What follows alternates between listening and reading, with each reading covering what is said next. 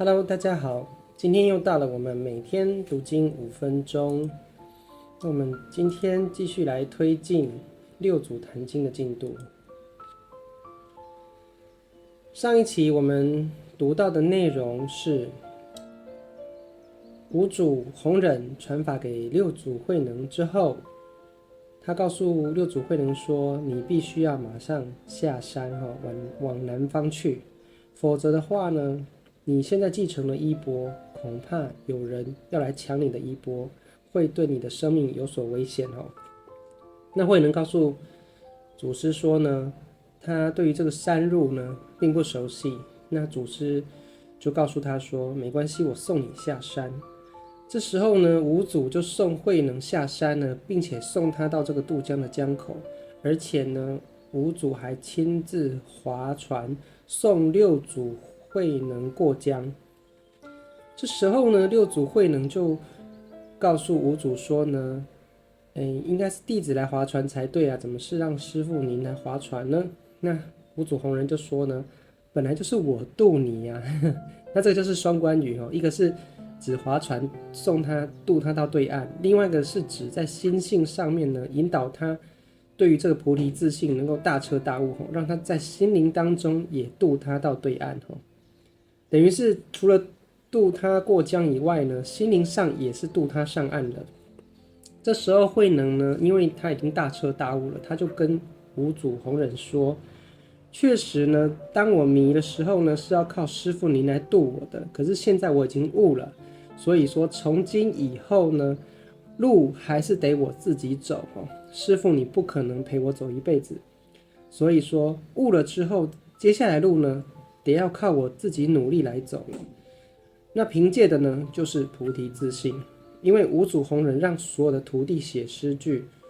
取自自信的智慧写成诗句，那只有六祖慧能有能力做到这项作业哈。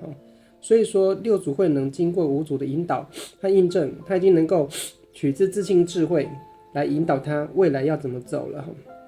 所以呢，这句话呢，六祖慧能就告诉五祖说：“师父，您在我迷的时候，谢谢您渡我上岸，但是未来的路呢，还是得靠我自己来走。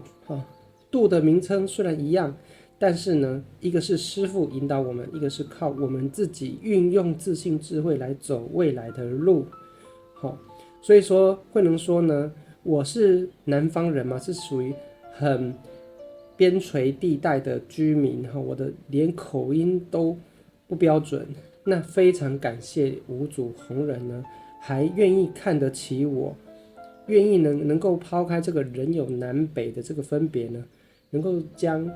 这个达摩祖师传承下来的这个顿教法门和衣钵交付给我。现在呢，我已经能够大彻大悟了，我已经能够跟自己的菩提自信呢，时时保持连结了。未来的路只能靠我自己的自信智慧来引导我前进了，只能靠我自己菩提自信呢，来引渡我往未来的路